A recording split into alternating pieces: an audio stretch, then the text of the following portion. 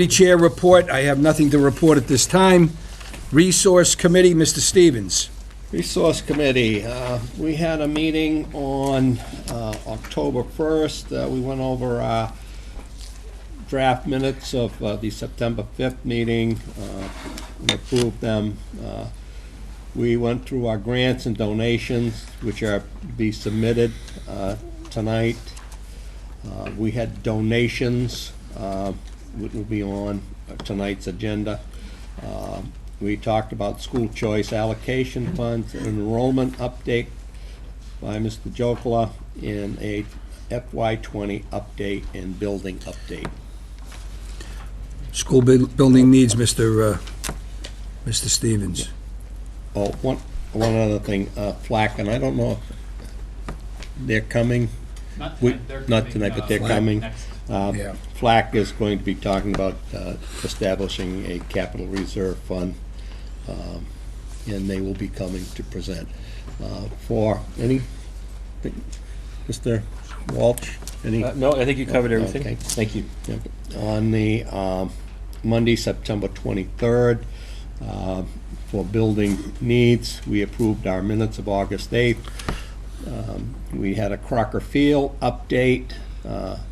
Then we discussed the MSBA update about Crocker project, Lonjo roof update, MSBA accelerated repair projects for South Street Elementary School. We also discussed school security and the assessment update, FHS proposal to paint parking spots by the seniors. That is on tonight's agenda. New SBM school building maintenance manager, Mark Kasparian, and a new insurance company. Questions? No, I think you got everything. All right, seeing none. Ms. Cragen is not here tonight for Policy Committee. Mr. Horgan, do you have anything to offer? Okay. We have a meeting for this week. All right, thank you. Any questions? None. Thank you. Student Support Committee, Ms. LaBelle Pierce. We have nothing new to report. Thank you. School Personnel Committee, nothing to report, nor for Executive Committee as well. Student reports. Okay, Yes, we so will. since our last meeting, we didn't get to cover much, but for when the school started, we had a student orientation for the freshmen, which was on the 27th, and we had tons of volunteers who helped with school tours and stuff like that. The first day of school, we also had picture day, which was on the same day, and then we held a school improvement council meeting where we discussed a couple prominent issues in the school that were like same headphone policy and what things we would cover and what things we would observe for next meeting. We also had the parents open house for the first semester, and there were tons of clubs and activities that were held, and students got to kind of show the parents and other students who were freshmen what type of clubs that the school offered. And also the senior reception where we had a barbecue and activities outside, and it was a good evening. Upcoming events, we have the Hispanic Heritage Cultural Activity, which is on the 10th, where we kind of wanted to just have a area where they would feel more comfortable and just get together to have a good celebrate Hispanic Heritage Month. And then progress reports will be also distributed this Friday. And then we also have school-wide PSATs coming up next Wednesday on the 16th.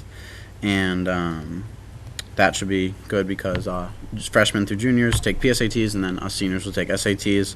Also, Spirit Week's coming up. Have a couple ideas, and then they're still deciding. The homecoming football game is that Friday, the 18th, and then the dance is the 19th. We also had 3 Posse scholars get on to the next round of Posse. So myself, Dylan Arujo, and Amelia Sanchez are on to the next round. We had our second round interviews in Boston at the Posse headquarters, and basically it's a full tuition scholarship to 5 schools. And so if we make it past this point, then we have one more, and then we'll see what happens from there. And then Karate for Kids is also having a fundraiser, our 3rd annual prize calendar. So it's got about $800 in prizes, I'm sorry. Then it's $5 each calendar, and you have 30 chances to win. So even if you buy one calendar or one ticket, you can win all 30 days. So if anybody's interested, you can email me, and we also have Venmo and PayPal. Great. Any questions? I have 2 questions. What we have at the barbecue, and why wasn't I invited?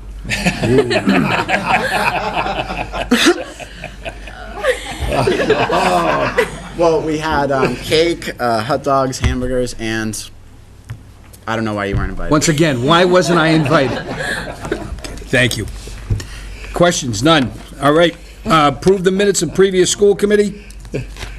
Motion to Did you have accept it? the Oh, thank you. minutes. Yeah. Did you want to say something? No, motion to accept the minutes. Second.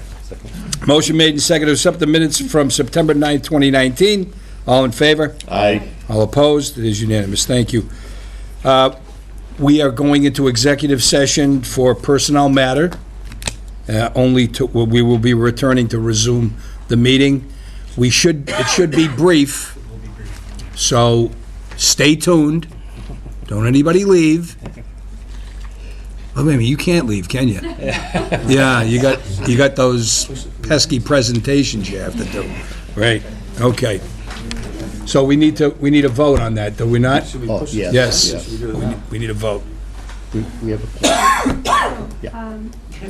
I'll just start here. Mr. Horgan. Ms. Lavelle Pierce. Yes.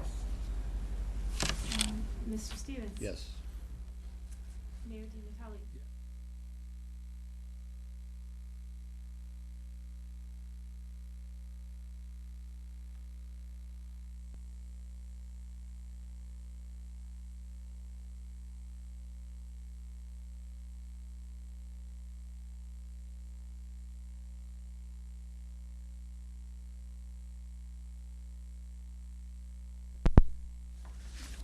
Communications, at this time, I am going to read a communication from Sally Cragen, a member of the Fitchburg School Committee. Response to item 1, instructional leadership. B, instructional indicator, student engagement, quality, and effort of work in meeting diverse needs. This is from Ms. Cragen. I was in attendance at the DESE meeting along with superintendent, assistant superintendent, and memorial admin and teachers. Our presentation was tight and informative and wide-ranging in scope, but with the Department of Ed and the moving target of funding, at no point did I get the sense that we were a slam dunk for the $900,000 redesign grant. But when Superintendent Jokla gave us the news that not only did we get the grants, we got 100% of the grant. I heard angels singing and the sun shine brightly over Memorial. Bob Jokla came to the position of superintendent with more than ample experience, both in the business office but also on the curriculum side, due to his many years as assistant superintendent. Fitchburg Public Schools has had a tremendous transition this year. New principals and new vice principals, new cabinet positions, Crocker School returning to their home building. When I stop by central office to attend a subcommittee meeting, the sense I get is that people are working hard for our kids. But more importantly, they're enjoying the work and working well together. This harmony and forward motion only comes with excellent top-down leadership. Thank you, Superintendent Jokla, for putting your name forward for this position and helping the children and youth of Fitchburg Public Schools achieve their dreams. Sincerely, Sally Cragen. Communications Superintendent's Evaluation. What are we doing with this? Well, Do we vote to Any- accept, or, because this is new for me. I'm not, this is Sally's, that was Sally's evaluation. Okay. That came out from everybody getting a package. Yeah. And, I didn't get that in my package. We're gonna, I would suggest we hold it. Hold in committee? You wanna do that? Hold it? Sure. yeah. All right, Yeah. give us some time to digest the information. All right? Do I have a motion? so moved? Motion made to hold superintendent's evaluation. Second? Sorry, in second. favor? All in favor? Aye. All right, we will hold it till next meeting. Delegates for the 2019 MASAC Mass Joint Conference, November 6th through the 9th, 2019. Mr. Walsh. Sure. The first action item, 19-1221, number 1920, approved the school committee's nominee blank as delegate for the 2019 joint conference. I nominate Mr. Peter Stevens. Second.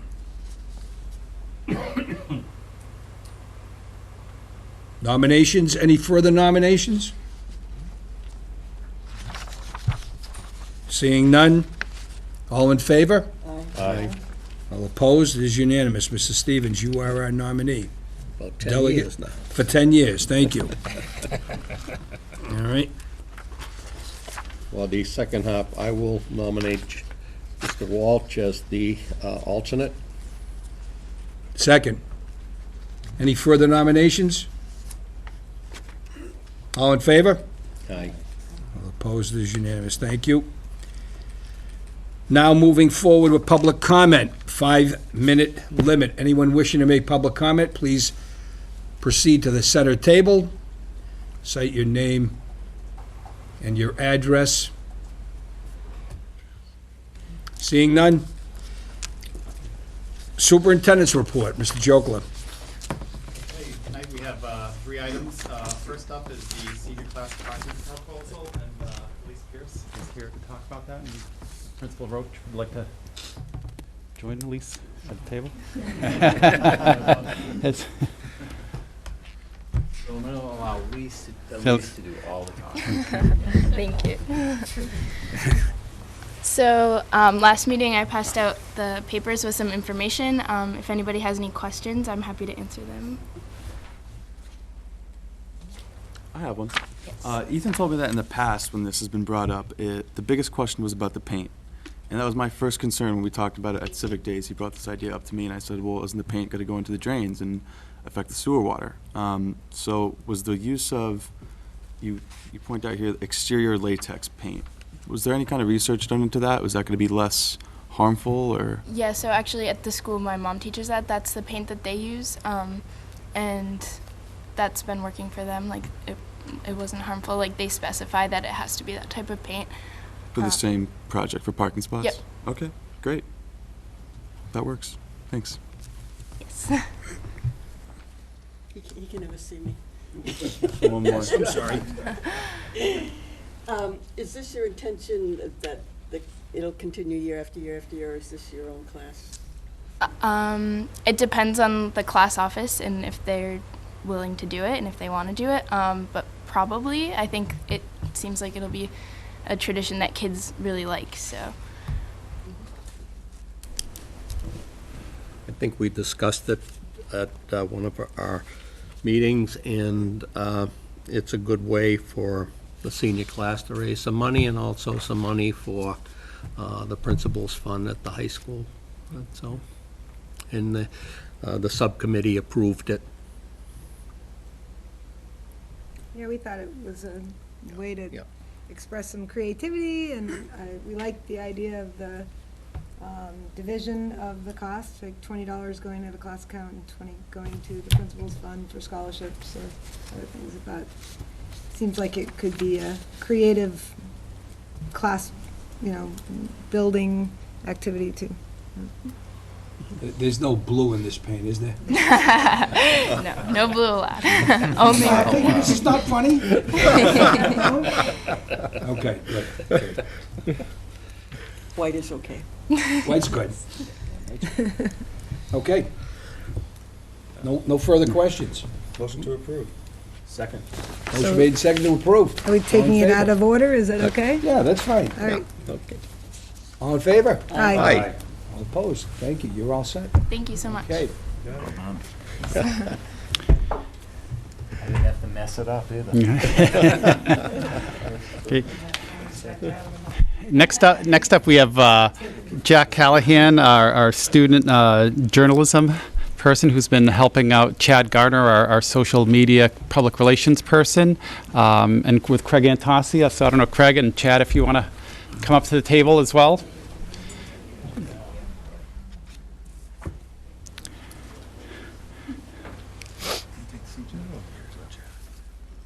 Push her a little bit, Jack.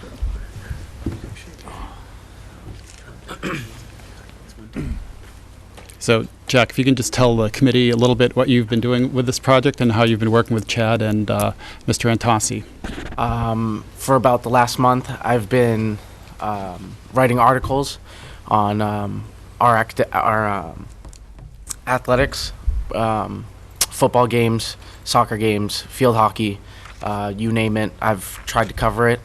I wanted to do everything I could to give some of the sports that don't get a lot of recognition and give it that recognition. I feel that a lot of these sports go unseen, especially ones that I've covered. Field hockey is one of them. It's one of the first sports that I've covered. I think that it's been a great experience for me, and anybody else that would want to join, I think it's a great experience for them as well. I've loved writing for the school. I think that it's been something that gives me pride in what I do. So, yeah, that's about it. That's great. I think that's great. Chad? Yeah. Well, obviously, it's something that Mr. Antossi, first of all, he came up with the idea.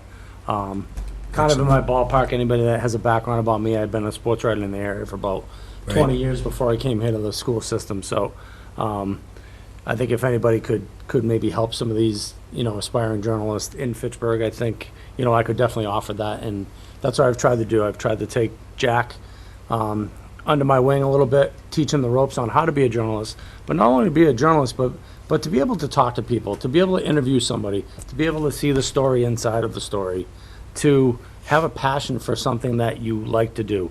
And, you never know what this career could take Jack. I mean, this is just a great start. He's going to have a better opportunity than a lot of people before they go to college to have some working knowledge of how to write a story, how to interview people, how to describe a story, and how people can visualize, if they weren't there, what they're reading. And Jack has definitely taken a lot of advice from me. We've had a lot of, critical talks about what to do and what I'm looking for him to do and how to progress. And this is just a start. We're hoping that this carries on and it takes off in the school system, that, we have a lot more people that want to show interest, to maybe become a sports writer, to do social media for sports, to work on the web page. I mean, there's so many different facets that you can do in sports to keep everybody engaged, to understand, what's going on in the school system, whether it's golf, field hockey, basketball, soccer, football, you name it. I mean, we're hoping to provide that coverage that we're necessarily not getting, in other media nowadays. I can see the benefits not only in sports writing, but my guess is down the road, I would think that you would see improvements in other areas of writing in other classes. And my second question is, Mr. Garner, a tough editor? Is there a lot of, Go ahead, you can be honest.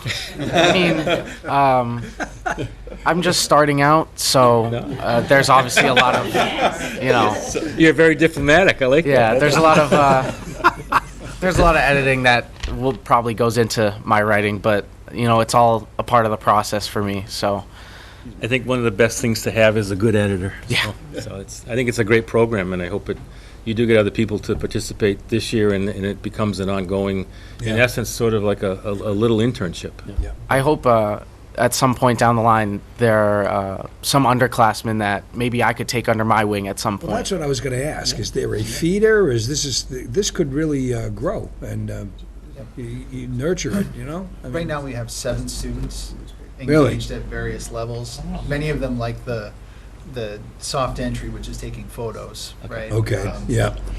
But that's not to say that isn't valuable. I think the social media accounts for the Fitchburg Public Schools have proven that, that it's a great entry point for people to it's like our handshake, so to speak, right? The more that we can cast ourselves in a positive light, the more that the public can see us in the way that we really, I guess, are, because we are a positive school system. Athletics just happens to be something that people have a lot of interest in. So that's why I approached Chad, and then Jack I had as a freshman in class, and I remember Jack 4 years ago, he told me he wanted to be on ESPN. He wanted to be a sports writer. Okay. So when this idea came about, he was the first student I thought about. It supports our literacy objectives. This is just something that was just pretty natural and has been growing very organically since we kind of started it. What I'd love to see is this become just a support to starting the Red and Gray, the newspaper up at the high school, which hasn't run recently. But, I mean, every good newspaper has a sports section. I mean, if we could just contribute sports writers, we're just kind of achieving that overall goal, or helping to achieve that How overall goal. long is that no longer in publication? How long has that been? Can I just, Starting it up this year, Yeah. actually. Is that right? Yeah. But how long has it been inactive? In its old form, it's been inactive for a long time. Long time? There's been some attempts to like kind of do more like artistic versions of it, where it just features like student art and Okay. poetry and stuff like that. But like since it's been news, it's probably been like 40 years. Really? Wow. Okay, great. I'm- Yeah. Just as a plug, we have FitchburgAthletics.com, and last month we drove almost 20,000 hits through the site. So that's a lot of people visiting, trying to figure out who we are and what we do. So the more that we can place articles from our students up on that site, or content that they generate, like Chad said, if it helps any of our students, again, gain a career opportunity outside of what they might traditionally find in one of their tracks. I mean, we're achieving an overall Good. goal here of Yeah. college and career readiness. We have students covering student athletes, Yeah. which is pretty neat when you break it down into that smallest form. It's, you know, I guarantee you Jack has now started to build a following at the high school, probably wondering if they're going to be covering, you know, a particular sport that day or what he's doing that week, you know, and we're hoping that, you know, it kind of catches on like wildfire and more people want to be a part of it because, you know, let's face it, there are a lot of people that enjoy sports, and sports is a big part of Fitchburg Public Schools. And to go back to what I said at the beginning, this is not something to just prop up sports that are already pretty popular, like basketball or football. I want this to prop up, again, the sports that don't get a lot of credit for the dedication that they put in.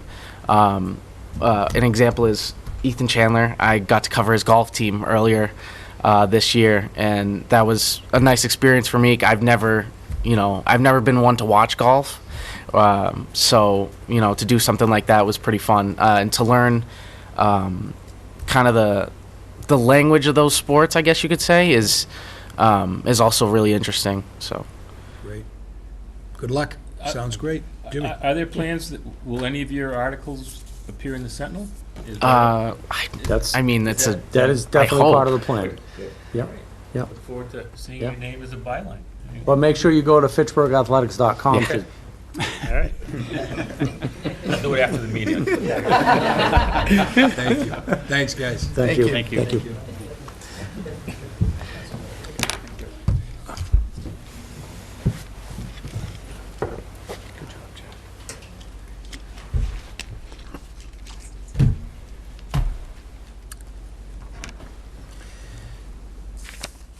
So now we're taking up the 2019 District and School MCAS data summary.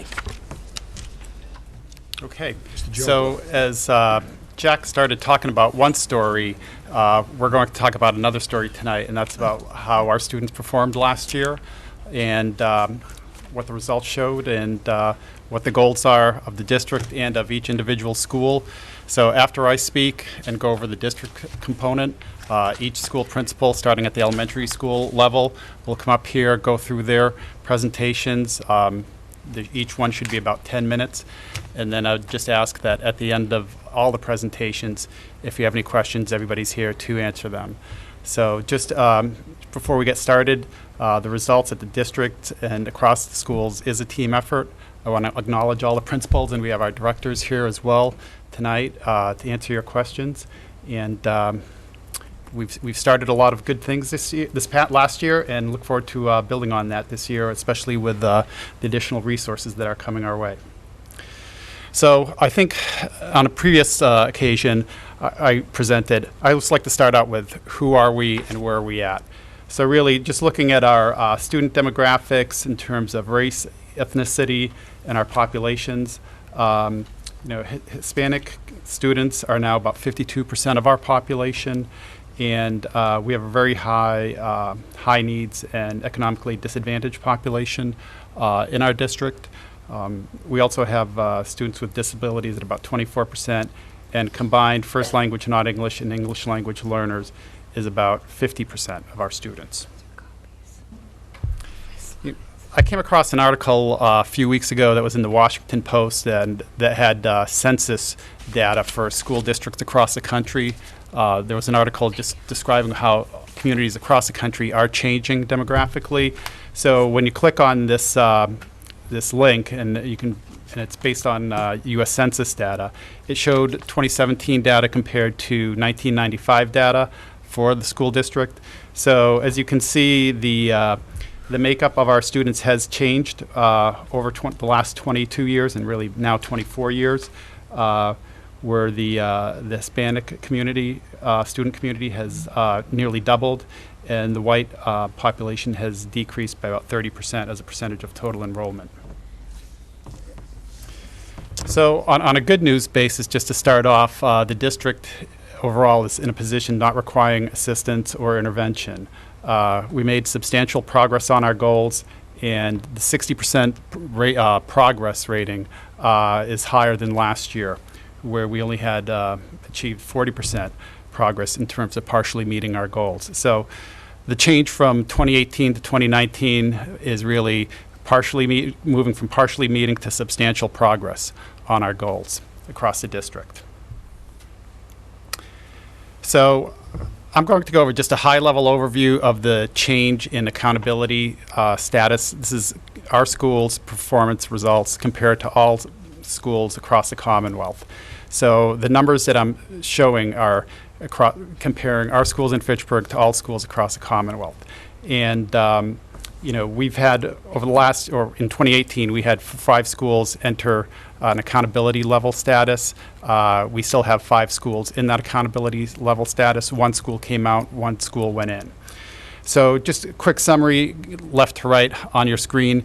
Rheingold, based on the 2018 data, they were in the 4th percentile of school districts across the state. So they were in the bottom 10%. Last year, we made an intervention over there. We transferred Principal Renda, now Chief Intervention and Innovation Officer, from Crocker, who had the highest results of the elementary schools, over to that school.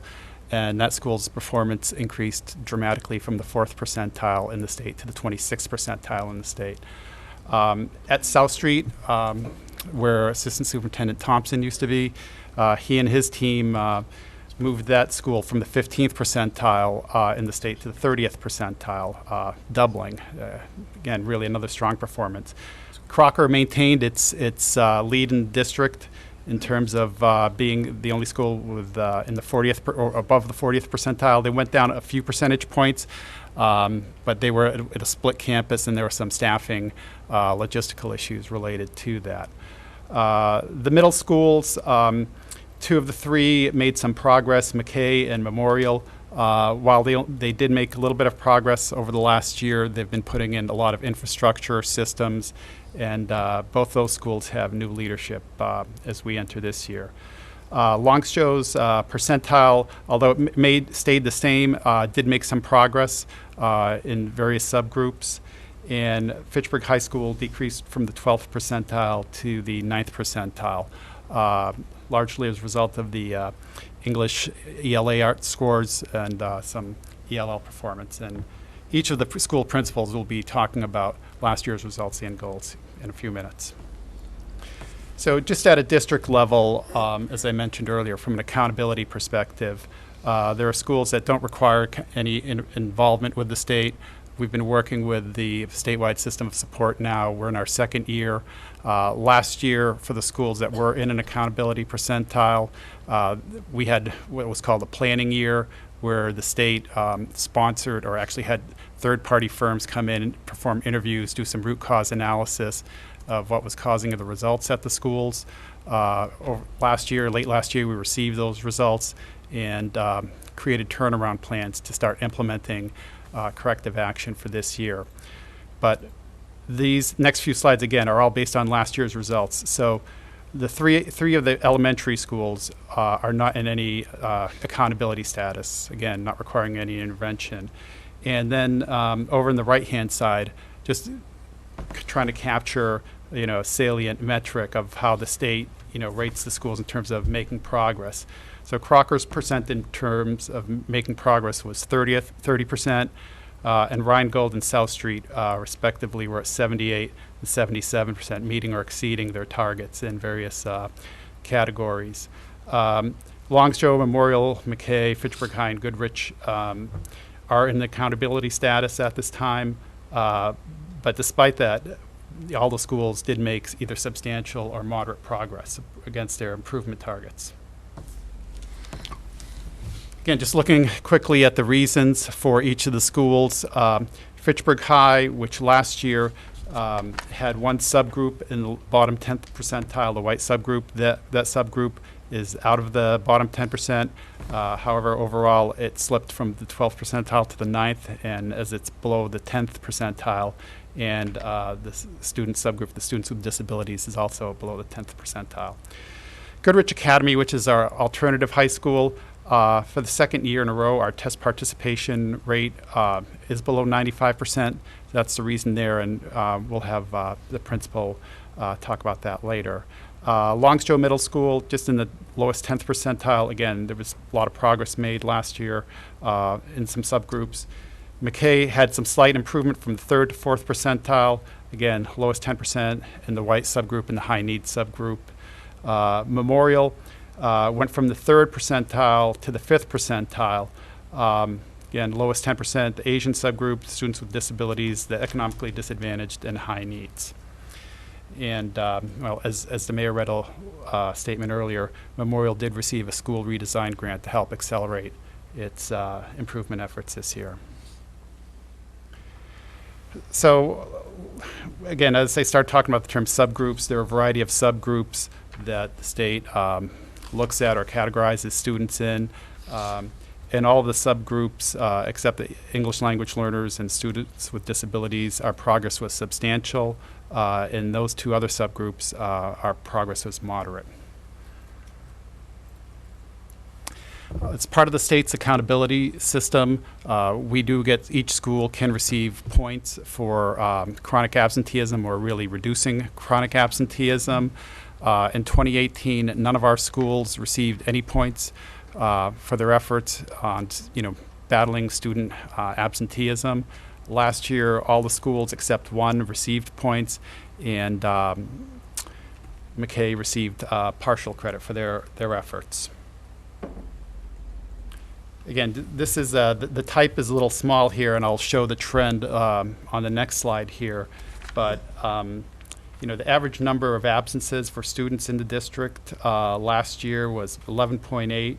And the overall chronically absent, which is 10% or more of days, so that would be 18 or more days, was 23.3% of our students. And I should just be clear, too, that chronic absenteeism is not just a Fitchburg issue. It's happening in rural, urban, suburban, across the country. Can you just repeat that again, because it is small to see? So 23% Yeah, so are chronically 23.3% absent, and that last means year. Last year, and that means 18 18 days or more. or more. 10% of membership. 10% of membership, yeah. Okay.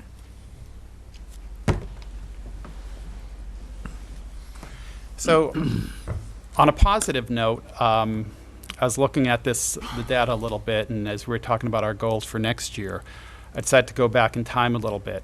And you can see that last year's results of 23.3 are actually the lowest levels of chronically absent students since 2013.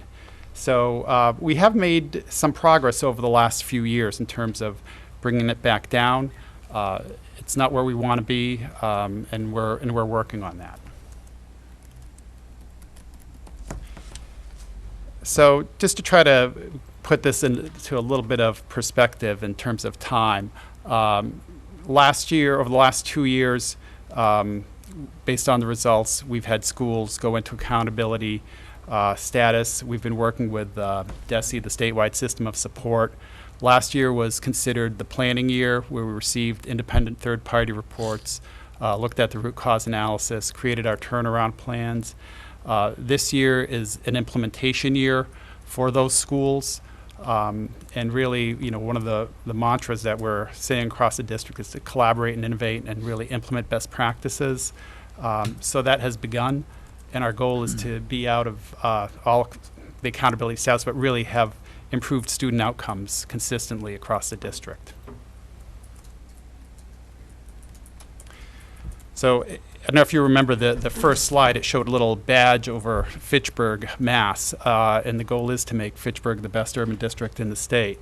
Some of the things that we're trying to implement for our vision is we and a lot of other school districts across the state about creating a tiered system of support for both academics and social emotional needs of our students.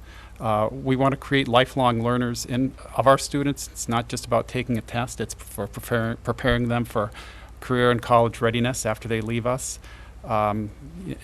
Today we'll hear a lot about achieving certain academic goals, but really we want to decrease the opportunity gap for our students.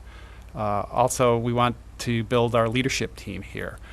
So whether it's new leaders, whether it be the principals, the principal teams, or teachers who are thinking of becoming leaders, we want to build some bench strength. Additionally, we're looking at ways of diversifying our teacher workforce. Our percentages of staff, our demographics equal the state teacher average percentages of staff in terms of having a diverse workforce. So that's something that we're looking at, and actually right now the Commonwealth has a diversity grant that we're investigating. And lastly, we want to improve our professional practice and have all our schools offer, coursework that's rigor, that offers rigor and relevance. What can students use today in their lives?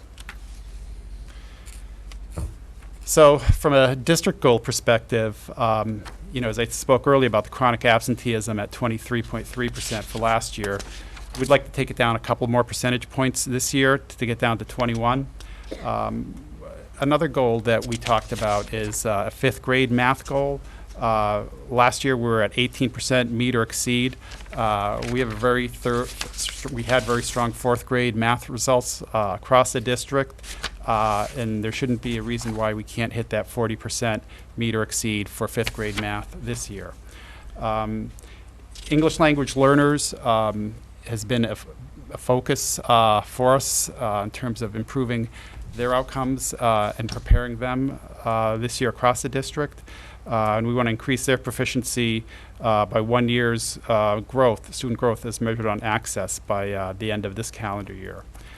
We're also meeting with different community groups and trying to get more enmeshed with the community and find out what their needs are, how we can be more responsive. And also, one of our goals is to improve the relationship and revisit formally the agreement with Fitchburg State University. Lastly, it's really a teaching goal and improving the professional practice at all our schools and improve our student outcomes across the district. So at a minimum, one of the schools emerges from the bottom 10% by the end of next school year. So on a good note, the Student Opportunity Act is, I don't know if it's officially been passed and signed or if there's some amendments being tacked on, but it looks like it's in the home stretch of being approved.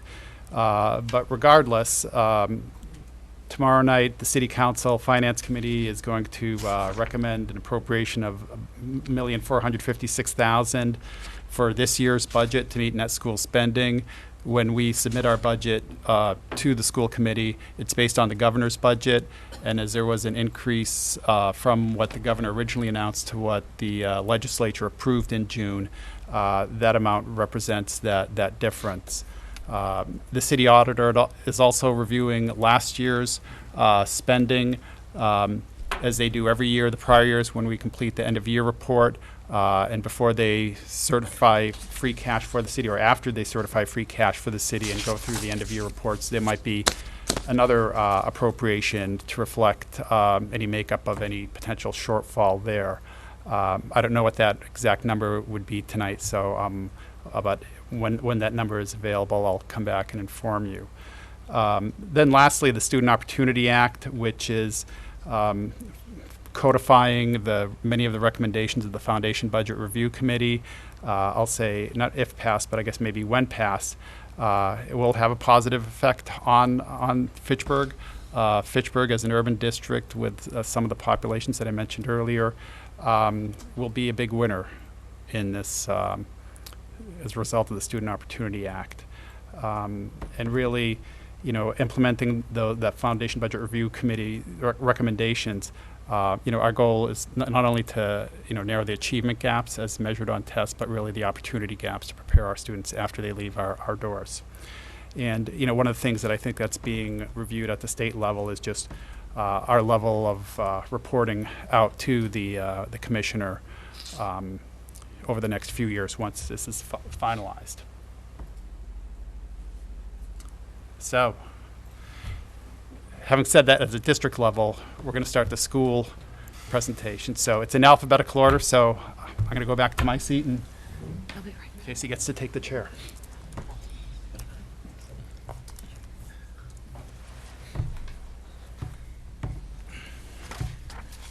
Good evening, everybody. My name's Casey Bolak. I'm the interim principal at Crocker Elementary School.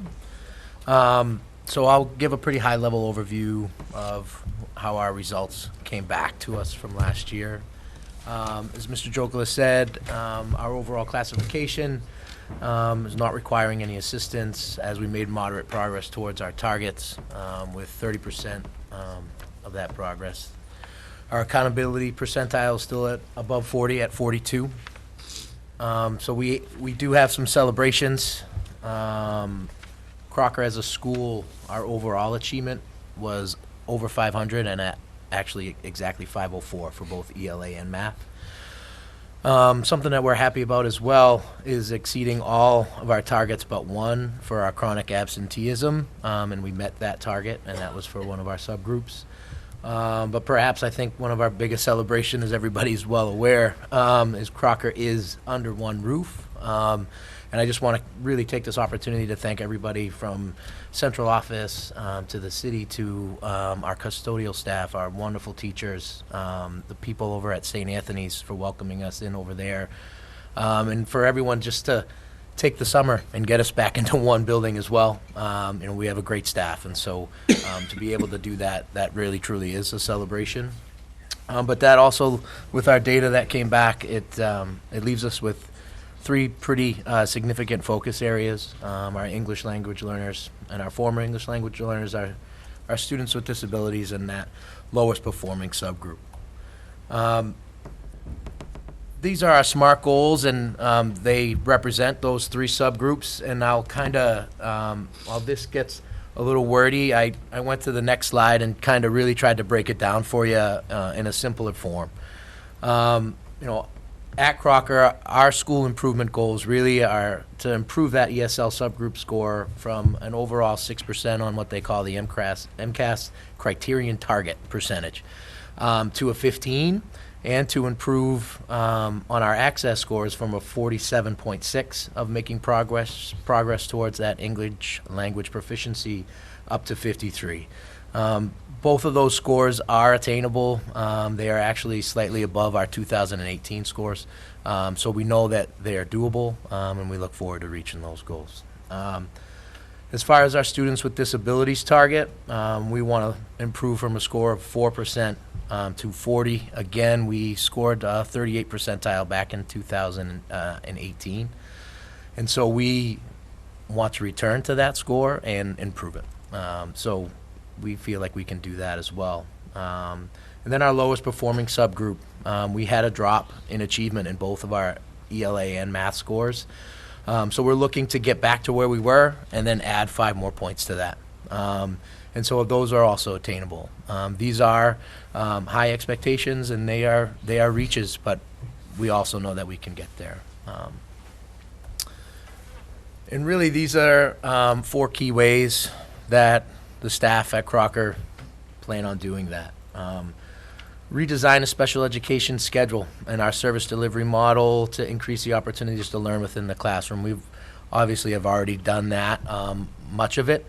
We continue to tweak that. That is changing our schedule around to make sure our co-teaching is most optimal. Our special education teachers and liaisons are going into the classroom at the right times, at the most important times, where they can break up into small groups and really get to that work.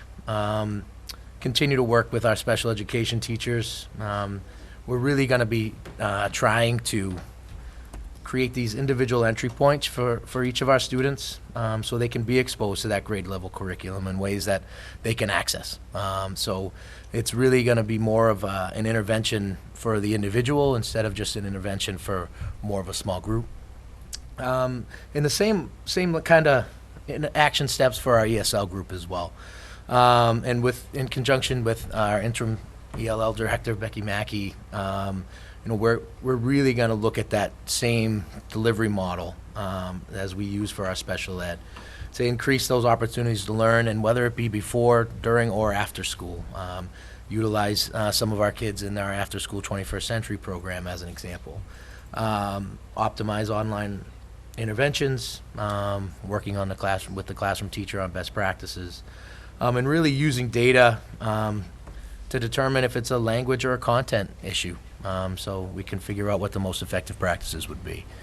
And then finally, we're looking forward to implementing an instructional leadership team that will focus on these best practices and district initiatives and assessments, and our focus group topics and our professional development topics. And so this is something that we look really forward to having our staff be involved in as well. Okay. And I'll be happy to answer any questions at the end.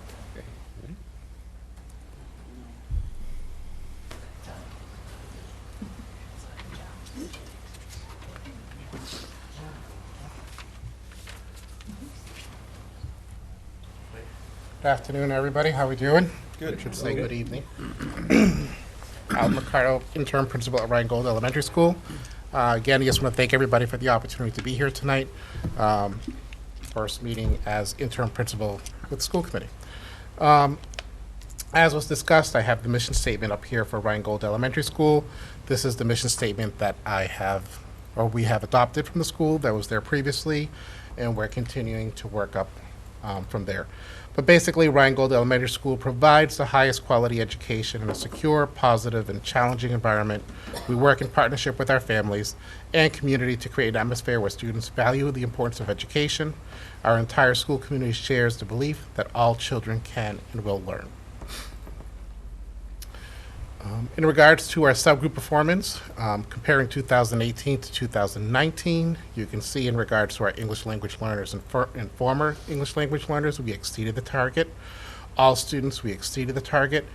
Multi-race, non-Hispanic, and Latino exceeded the target as well, where previously they weren't exceeded. In regards to the accountability data, comparison to 2018 and 2019, you can see the growth in ELA achievement going from 2 points earned to 4, math achievement from 0 to 4, ELL progress from 0 to 4, attendance 0 to 4, and our overall performance increase from 50% to 96%. Overall, the Rheingold had some amazing growth the last school year. The staff is really working together. They're building up on that momentum. Just some of the early walkthroughs that are going on that have been announced. The teachers are really collaborating and working together, building on this. Part of the accountability plan included having a structure that expanded the common planning time for the teachers. So that increased the time from 40 minutes to 75 minutes once a week by grade level. And our teachers, as a result of the rich discussion that's happening, they are expanding their leadership as individuals and continuing that on their own during the school day, before school, and after school as well. So kudos to the teacher and the culture that they have established, and also with the leadership of Mr. Renda the last school year. Some celebrations. Overall achievement total raised from 2 to 8, 6-point increase. Overall growth total raised from 3 to 6. English language proficiency from 0 to 4.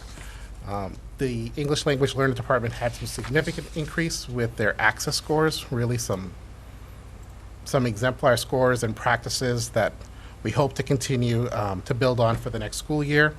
Accountability percentile increase from 4% to 26%, which is a 650% increase.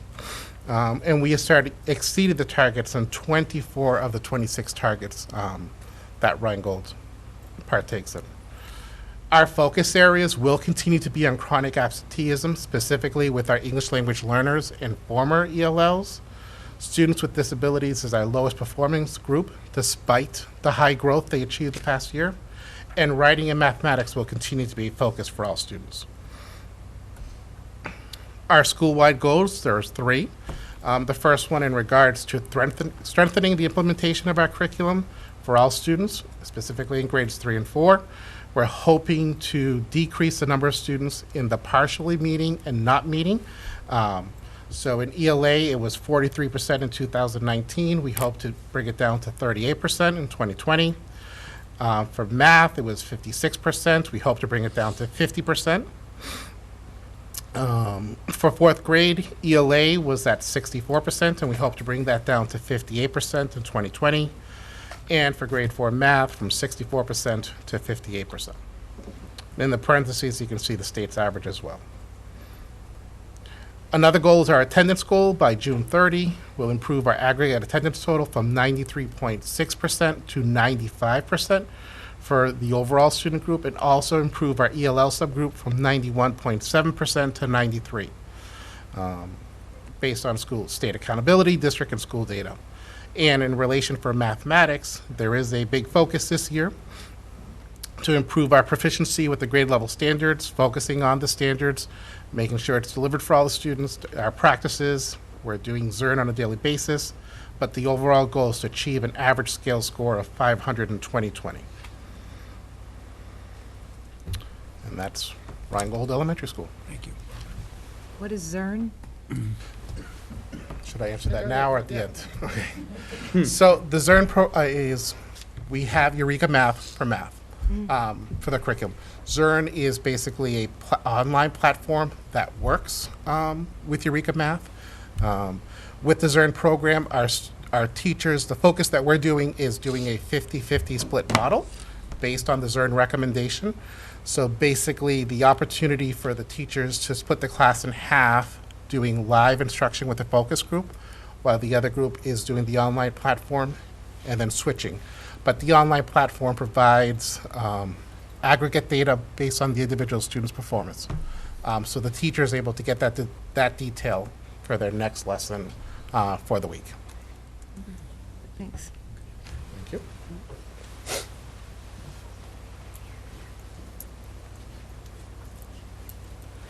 Good evening, everybody. I'm Bobby French. I'm the new principal at South Street Elementary School, and Mr. Thompson and the staff at South Street gave me some amazing data to present to you tonight.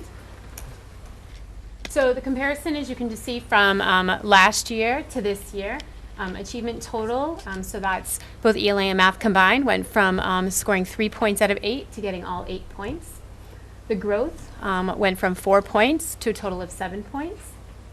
The access, which is the assessment used for the students that English is a second language for them, unfortunately is one of the areas that South Street dipped down in this past year from 2 to 0.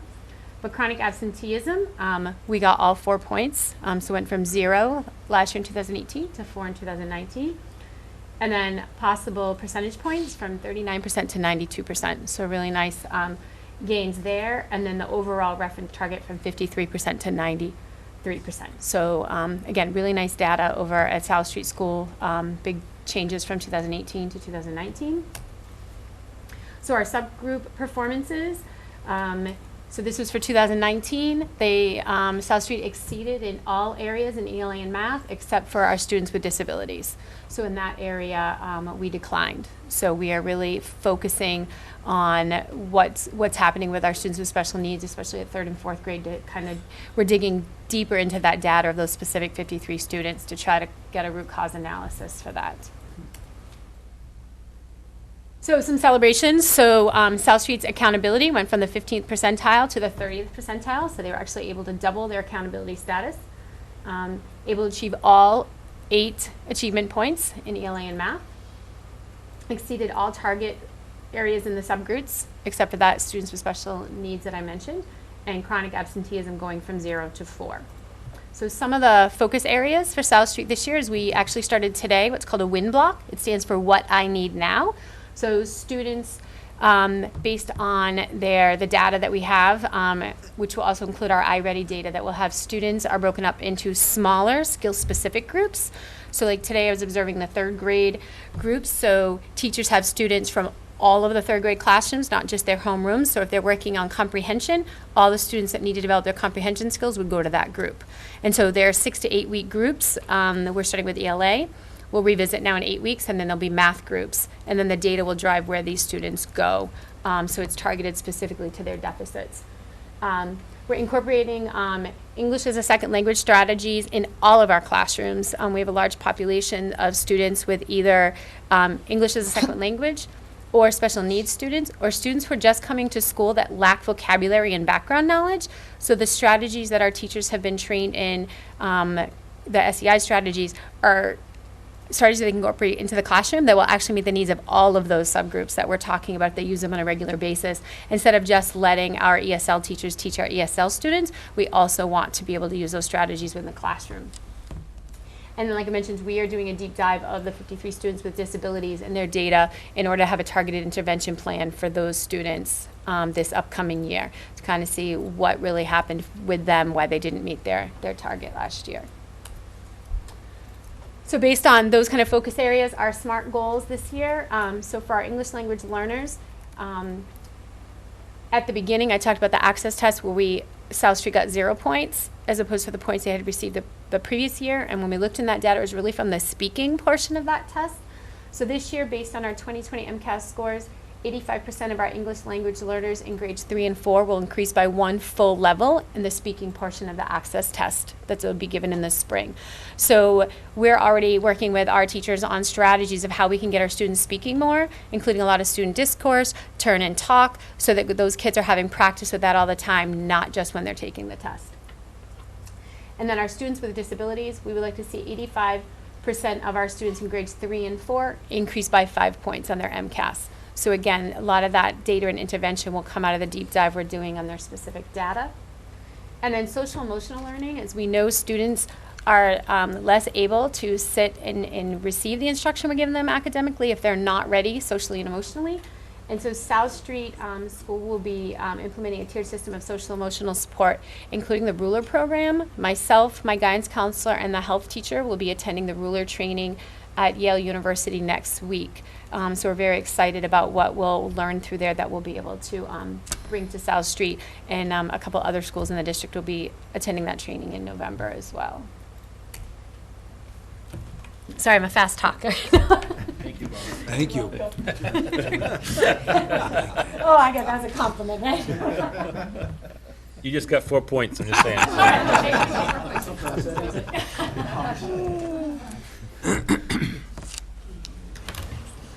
Good evening. I'm Mark Pierce, principal of McKay. So the theme of our results is progress. So as you can see, the 2018 subgroups that we struggled with the year before was our white, our economically disadvantaged, our high needs, and our student with disabilities. But if you look at some of our results from this past year, 2019, you can see we made moderate progress. For example, our white cohort now went from 2% to 5%. And our Criterion reference target is 50% and went up to 63%. So that's a big difference as far as our improvement on ourselves. Economically disadvantaged, again, if you look at our Criterion reference, we went from 17% to 39%. Our high needs went from 5% to 44%. And probably our biggest jump, if you look at 2018 student disabilities, our Criterion reference was 0%, and this year it was 65%. So that's a huge improvement. This is our accountability data. So you can see the points that we've earned. So again, there's progress in every category. ELA, we went from 1 point to 2 points. Math, we went from 0 to 1. Science, 0 to 1. ESL progress, 1 to 4. That was a big jump for us. Our attendance, 0 to 2. And when I started in February, our attendance rate was very poor. And so that effort on the teachers is really from March to June. We were going to get no points again. And so just in that few months of focusing on attendance, we were able to get 2 points. So our progress goal, you can see our overall rating was in the third percentile last year. This year, it's the 4th percentile, so we're looking for a big gain next year. And our Criterion reference went from 27% to 53%. So that's plus 26%. And it would have been even bigger, but they still consider the 2018's data. So we're still calculating that. So hopefully next year we will have a bigger jump. Lots of celebrations, again, lots of positives. We increased at least 1 point per indicator. Our English language proficiency received all 4 points compared to last year's 1 point. Chronic absenteeism received 2 points out of the 4 compared to last year's 0. We received 14 points out of 28 points overall compared to last year's 4 points. Again, another big improvement. We received 53% Criterion reference, like I said, to last year's 27. And I already mentioned the special education. We went from 0 to 65% for Criterion reference. And we had exceeded targets in multi-race and white cohorts in ELA. We exceeded targets in math and low performing in African American. We exceeded targets in science with students with disabilities. And we exceeded targets in all students progressing towards attaining language proficiency. So lots of celebrations. Focus areas, like we said, we earned 2 points for attendance. But we're looking, getting 4 points this year. We really hit the ground running day one, putting some attendance protocols in place that meeting with parents and bringing students in right away, and that started this week. Our white cohort declined in this area of absenteeism, so again, it's what we're focusing on. Although we increased our achievement scores from last year, there's still more work to be done. So even though we improved, with setting a bar for 500, that gets you out of the bottom 10%. And right now, we're around 483, 487 in that range, which you'll see in the next slide. So we still have some work to do to increase our rigor in the classrooms and so forth. In ELA, our Asian and L and Forma L cohorts declined. In math, our multi-race L and Forma L Asian and Hispanic cohorts declined. In science, our L and Forma L cohorts declined. So we have a little bit of a theme going on there for our L and Forma L, so we're focusing on that this year. And our Asian cohort did not receive any points in achievement this year, which was much different than the year before, so we're looking into that. And so our SMART goals this year. So like I said, so McKay will increase the average composite scale score from 487. So again, 500 is kind of that bar that we have to reach, so we know we have to hit the 500 mark. So we'll improve our scores as evidenced by the 2020 accountability data. And some of the things in our TAP plan, we're going to focus on accountable talk. DOK, which depths of knowledge, so what type of activities, what type of assessments are we giving our students? Are they rigorous enough? So making sure that we're looking at student work and really increasing the rigor. We just implemented a K2 implementation of phonics units, and we're making sure all students have access to grade level work in literature. When I first got there, I found out that students were being pulled out for services, but they were missing reading and writing and their grade level work. So we've changed that with the schedule. Attendance, again, a chronic absenteeism rate was 22.5. That is still way too high, although it improved. We want to improve our chronic absenteeism by 5%. So the state's probably going to set the target for us at 20.3. We set our goal at 17.5 because that's an area we really need to work on. If the students aren't in school, then we can't teach them. So we really need to get the students there. Like I said, we put attendance protocols in that other schools have used, and we're hoping we'll see progress putting those protocols in. In math, kind of the same thing. Right now, our average composite scale score is 483. Again, we need to raise that to 500. And we're going to do that again by, focusing on accountable talk, depths of knowledge, implementing Zern, which I know Mr. Mikado already talked about. I know Crocker and Reingold had great success with that. So, we're going to replicate what they're doing in those schools and implementing Zern. And again, increased math interventions in grades 6 to 8. So using our data, using AimsWeb data, using Galileo, using iReady data, where we're going to specifically target the middle school students and what needs do they have. And again, making sure that all students have access to grade level work. So those are our goals. Thank you. Thank you. Thank you.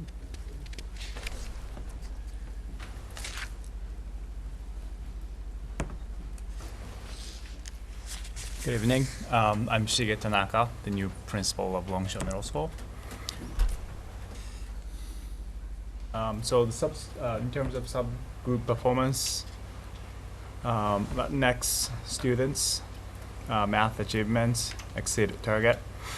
English learners and former English learners met target in science achievements, and the lower performing group exceeded the target in English achievements, and lower performing also exceeded in math achievements. For accountability data, we get the positive points except ESL program. Attendance, we earned 4 points from 0 compared to 2018. And the progress toward goals, we had substantial progress. We have 3 celebrations. Annual Criterion reference target percentage improved from 55% to 72%, but all students, if you just look at all students, went up from 39% to 71%. Chronic absenteeism improved from 28% to 22.4%. MCAS composite scale score in English, math, and science met target. Our focus areas are English learners and students with disabilities, and math, MCAS, and social emotional learning. So 60% of English language learners and English learners and 53% of students with disabilities are rated not meeting expectations in English MCAS. In mathematics MCAS, only 34.5% of our students scored 2 points or higher in open response problems. And last year, in-school suspension rates were 17.3% in 2017, improved to 11.7%, but it is still very high compared to other schools in Fitchburg. For example, Memorial is 2.5%, McKay is 0.4%, Fitchburg High is 2.2%, so it's still, this is our big area of growth. So those 3 areas leads to our SMART goals. MCAS English Language Arts. So we put English learners and students with disabilities will meet or exceed targets on MCAS by 16.5% by June 2020. MCAS Math, all students will score a minimum of 1.5 points or higher on open response problems by June 2020. And social emotional learning, Longshore Middle School will begin training on tiered system of social emotional support. That's it. Thank you. Thank you.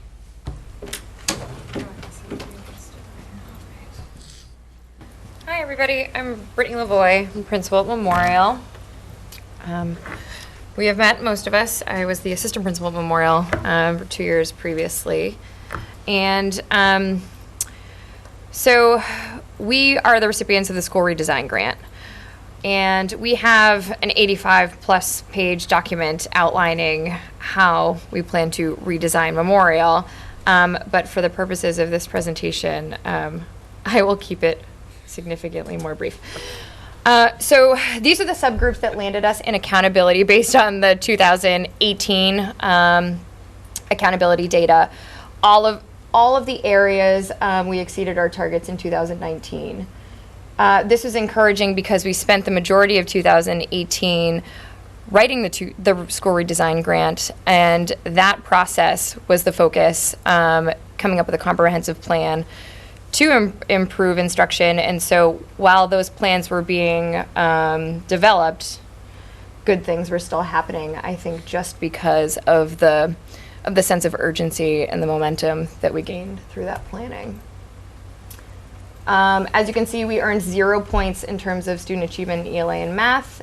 We earned 4, and I don't know if it's been mentioned, out of a possible 4. So that is the highest rating that you can earn for achievement. Our science teachers did a great job and earned an additional achievement point. They're not satisfied yet, though. They want to be up there with their math and ELA colleagues. Similarly to a lot of the other schools, that you've heard from, our ESL progress went down. And so I think the district as a whole is reviewing our ESL service delivery model and curriculum products that we're using. Memorial has a comprehensive ESL access preparation plan that we are executing as an addendum to the turnaround plan, because as you see in 2018, we were making progress. So this area was not initially written into our turnaround plan, and it has an addendum's been made. What really makes me crazy is hearing that Memorial is the only school that did not earn their points for chronic absenteeism. So I'm a dog with a bone, and I guarantee when we meet next year around this time, we'll be on the board with the rest of the schools. So what's even more, I think, encouraging but also motivating is, so we increased our progress towards goals threefold from our planning year to now. And so now with the turnaround plan in place and also the corresponding funds, I'm very excited to see how far we can come this year. And as you notice, even though we increased threefold in our progress towards our goals, our actual percentile rating only went up 2 points. And that is by and large because of the reduction in our ESL progress and still leaving those points on the board for attendance. So it's pretty clear where our focus is going to be for our goals. Of a possible 12 achievement points, we earned 1 in 2018. We earned 10 in 2019. So that was encouraging. We earned additional points for growth in all subjects and subgroups. We exceeded goals in 18 out of 26 of our areas. And again, our achievement towards goals was 3 times higher. Much like the other schools, we are 100% revamping our ESL delivery model. Each department has its own coach, and I am also personally helping to coach the ESL department as well, because I think that we have some really talented teachers. We just got to refine our approaches. Again, with attendance, we are pairing up teachers with kids and classmates with kids just so kids feel like they're missed when they're gone. We're also working, we're exploring an opportunity with the police department under the Shannon grant to implement some home visits in conjunction with our school resource officer and some teachers. And we're on a 10-day tracking system where we are looking at our attendance data every 10 days and making sure that we are in touch with any families that need be to create attendance improvement plans. Our science department is excited. They're spending this year piloting, or I should say developing, a science intervention plan. Intervention plans are pretty comprehensive and explicit for math and ELA at Memorial right now, but science, catching kids up who have missed or otherwise need further support in that tested subject, is going to become available hopefully in the 2020 school year. And that's all I got. Sorry. Thank you.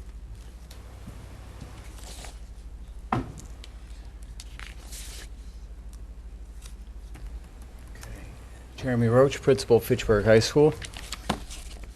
Thank you. I'll start with our overall demographic group progress, subgroup performance from the previous year. You can see we had some areas where we had some declines in performance and then some other areas where we increased in performance. So it's the consistency factor is certainly going to be a big part of how we try to improve, especially going into year 2 of the MCAS 2.0, because we did the online implementation for English and math last year for the first time, and then we'll add biology this year. So a challenge that came to us, that stood out for us really was the English language arts MCAS performance declined pretty significantly from the previous year, and we've been analyzing that and trying to figure out reasons why. Like the other schools, we've certainly seen, struggles for our ESL students taking the 10th grade MCAS test, as well as some special ed students. But that's an area that we will improve on this year and know that we'll be better prepared, I think, for year 2 with the online testing. Math actually met its targets, so there was some decline there. They did very well with the lowest performing subgroup, lowest performing demographic group, which is about half of the overall calculation. But we left some areas where we need to do better. We found some areas where we need to do better for the overall population there. Science had a very strong year. They exceeded targets that were set, did well, had our highest overall advanced and proficient performance since as far back as I could see. And certainly, as we transition now to the online with science, I think they've set a good plan to make that transition. Interestingly enough, there was an improvement in the English language arts growth despite the decline in the achievement, and math stayed the same. High schools do have quite a few other areas for the accountability, so a big challenge we had last year was the grad rate. We had 0 points. What was disappointing is it's the second highest grad rate in the history of the school, but because of the way our target's set up, it went down from the highest in the history of the school by 0.9%, so we actually didn't get any points. I think and again, that's 20% of our accountability at a high school is a grad rate, dropout rate, extended engagement. We'll know that in the next month what it is for this coming year because it's always based on the previous year. So looking at it, I believe that we'll increase on that 86.3. I'm really hopeful. I think we have a very strong chance at achieving the 90%, which is the target. And certainly dropout rate, though we had a relatively low, it was the state average at 2.0. We didn't get any points because we increased from 1.1. Right now we're looking at a 0.7% from the previous year. We have 8 dropouts that we've quantified out of 1,158. So I expect that we should turn that around. Don't ask me to explain extended engagement. It's based on kids from 3 years prior. It's a very, very tricky calculation. We got a +1 there, so that's good.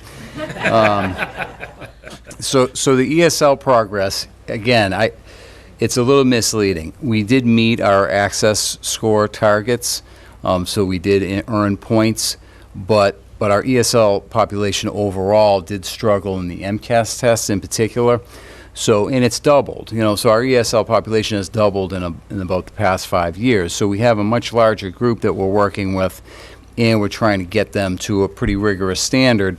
So we have, I think, worked with the ESL director on, again, a different model and how we try to approach improving that and supporting our students in getting to a pretty high standard in a very short period of time, because we have about 90 students in ESL 1 and 2. We had some strong growth in attendance. We've had our highest attendance rate in school history this past year, lowest chronic absentee rate, lowest at 9 or 10 absences or more at 40%. That sounds very high, but when you consider it was 60% routinely for years and years and years, we've made some real progress there. And we're already off to our best 2 months of the year, at least, again, since we've tracked it, which is the past 9 years. In advanced coursework, it's 4 points. We've done very well there because we offer a lot with advanced placement and dual enrollment. What was disappointing is, and again, I think you can see some of the areas where we need to show improvement this year, is we did decline from a 12 to a 9 overall. We had many positives within that, and I touched on a few of those in there. Certainly, we're looking at the second year with the MCAS 2.0 is something that we're feel a little bit more accustomed to, I think, as a staff and as a school. But we did focus a lot on the white demographic group. We had at a 4%, and we doubled that to 8%. But the challenges are really what we'll spend a lot of time focusing on, and the English results were just not where we wanted to see those. The ELL, though we saw some points there that you could see in the calculation, we have areas that we really have to work on to help that population of about 140 or so students do better, in the different measures that they're going to be assessed on. Chronic absenteeism, though we saw great improvement, it's got to be a constant challenge for us and a focus. We're really excited about the fact that, we did reintroduce a position this year to monitor attendance, and again, we've seen 2 months already that we're at 93%, attendance rate or higher, which the highest we had seen in October and September had been in the 91. So we're really, optimistic there. And again, we'll continue to update on grad and dropout rate, but I feel pretty optimistic. And again, that's 20% of the high school calculation, so we'll know that, within about a month, I would think. Again, SPED is an area I heard other schools talk about. The same for us. We've already implemented a few changes in terms of how we're supporting interventions for students within classes, even employing a whole series of peer tutors in classes that are working with kids right now. We're training those as we go, in addition to a number of other tools, like even we'll use Zern this year at some point to try to help students who are, at the 3rd and 4th grade level get up to where they need to be. And then our turnaround action plan, we built it in here just to demonstrate that. There's quite a bit in there. In addition to our accountability targets, these are all of them. So everybody owns a piece with a staff of 110 or so, but when you get down to what we'll really focus on, we know that if we can get to an average of 500 on the MCAS, that we're in really good place. And we're at 494 and 496, so we're not far off. There's not a big difference between the schools, the high schools that have maybe a 20 PPI or a 25. The urban high schools, they're at about 500, 499, so we're very close. We just need to do a better job with some of the data that we analyze and some of the tools that we have. We will stay focused on the attendance. It has to be a focus for us. Our goal is 92% attendance rate or higher, and to reduce our chronic absentee below 25. Again, we got into the 20s for the first time ever as a school, and we're excited about that, but we want to get even lower. And then again, supporting our ELL students. We've done a lot already this year, but we got to really make sure that they're able to achieve to the degree that they need to achieve in a very short period of time that they have to get ready for it. That's a difficult task, but it's owned by a lot of people. And again, we're working with the ESL director, Becky Mackey. She's been working with us very, very closely, and we've met a number of times, and I think have a few strategies that we're already seeing some positive results with. So I'll be back for questions.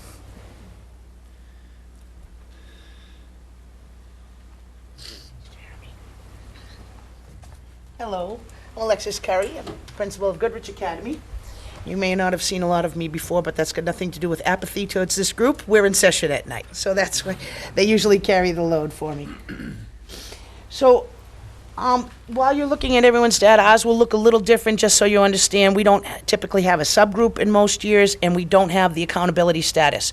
So we are not the +4s, -2s, the accountability points, and the below percentages and what percentages we fall will not be in this because we're not measured in that way, not because we didn't include it. So basically, we have this year's MCAS scores, and what we're going over is not meeting is the old failing. ELA was 11%, math was 19, and biology was 14. I keep thinking this should be flipped, and we should be starting with the top. Partially meeting is the old needs improvement. ELA, we had 47%, math 66%, and biology 9%. And meeting expectations, proficient, we have 41% of ELA, 14% of math, which you can see is kind of low. Even though we're doing a good job in the math with the other two categories, we don't have as much as we'd like to see in that top category. We only have the 14%. And proficient in biology is 57%, which is real solid for us. So overall, I think that those are scores that tell us something. Our accountability, this is our accountability. The way that we're involved with the state at all is due to our attendance, so our attendance and participation. And we are below 95%. So, for example, last year we were, English, we had a 76% participation rate. 24 students were enrolled to take the exam, and 17 took it. Science, we had a 91% participation rate. 23 students were enrolled to take it, and 21 took it. And again, this year, 91%. So if we lose 2 students from the test, we are below the 95%, obviously. So we have to do a, exceedingly hard job of trying to find these kids, given our transportation issues and our resources and just their overall attendance. But we're working toward that end. We have to get them there one way or another. I'm considering hiring a van for the day and driving around picking them all up. But we do call every one of them. We send a letter home in advance. We call them the week of the test, and we call every student's testing the night of the test. And then chase them down in the morning as well and try to use the follow-up days.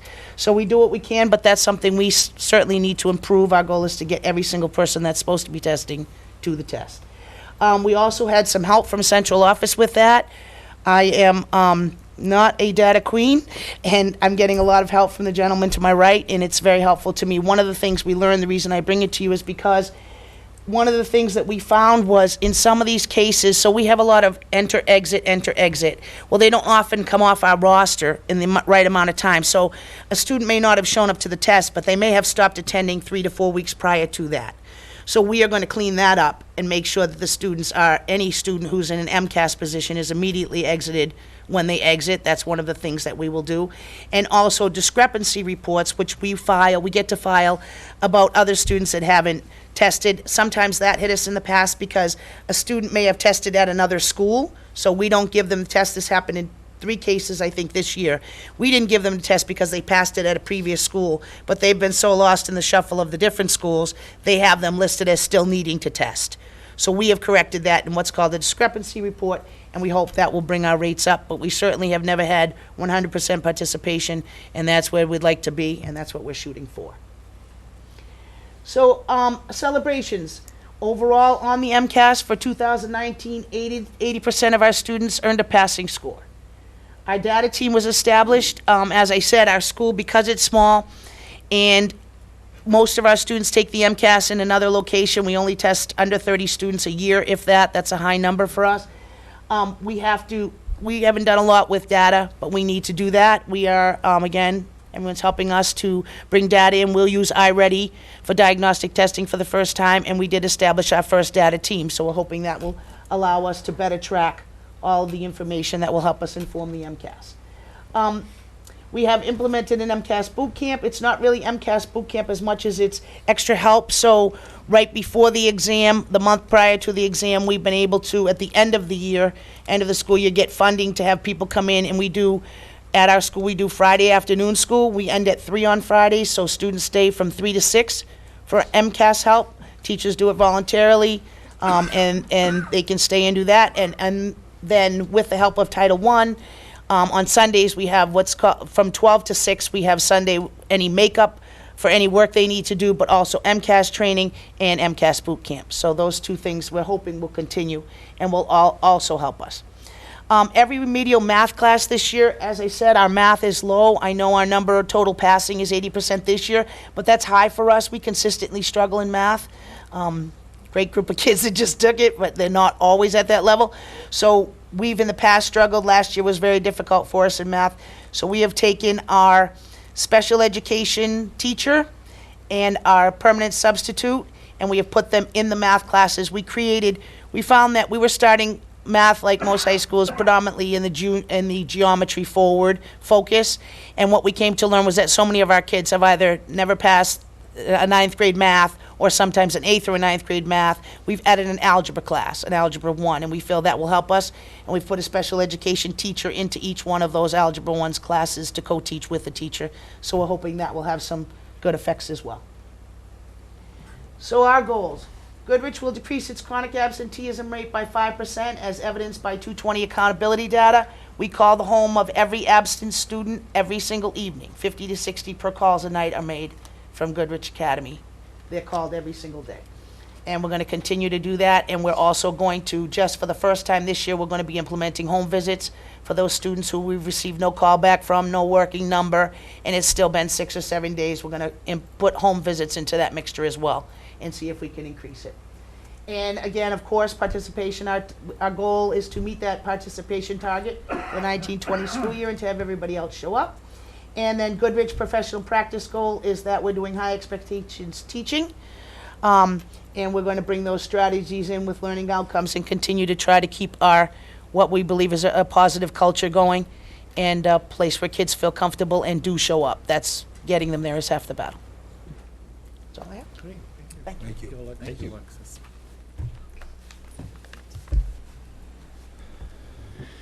So that concludes all the school and district presentations. So the floor is yours. Thank you. I have a question. Such improvement in one, was that one short year? So does it stand to reason that 2 years will be even more improvement? And 3 years will be even more improvement? And 5 years will be the sharpest school district in the entire world? Seriously, is that? I mean, that is remarkable when you think about some of the changes, the sea changes in these numbers. Really, really impressive. I want to say thank you to all the principals, both current and past. I know you had a great deal to do with this as well. What do you think, what's the common denominator? Why did we have these changes? I keep hearing attendance. I mean, is it, you mentioned making phone calls to home. Is that part of what we do? All schools?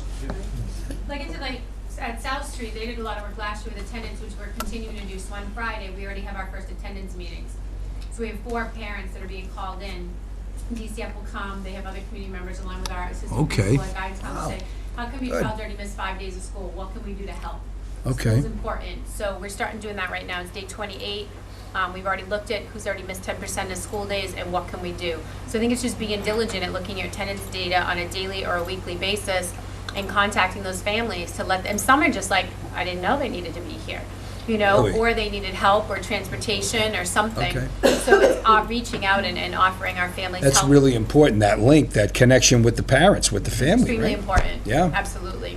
How much of this improvement is associated with state assistance, do you think? Well, we haven't received any increase in state assistance None. yet.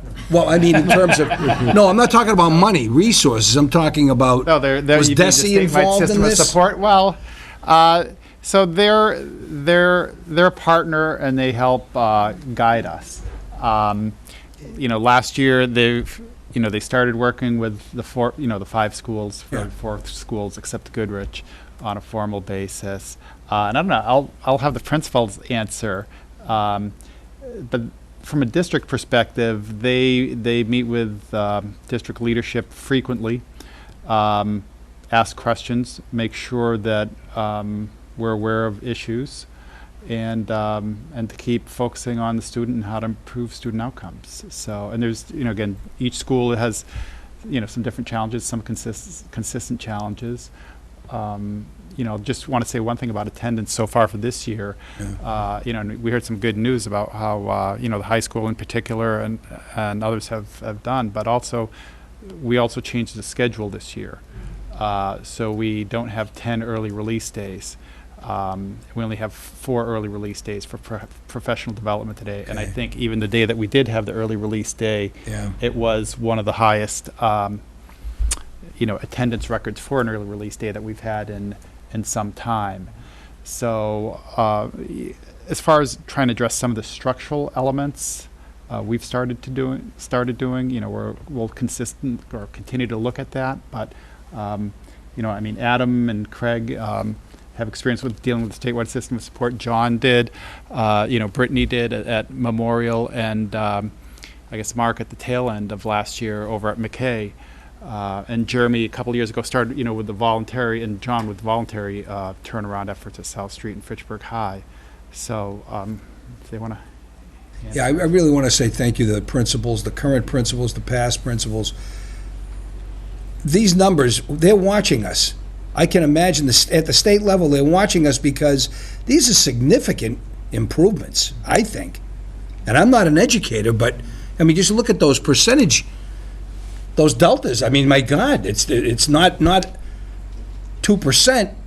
In some cases, it's 40%.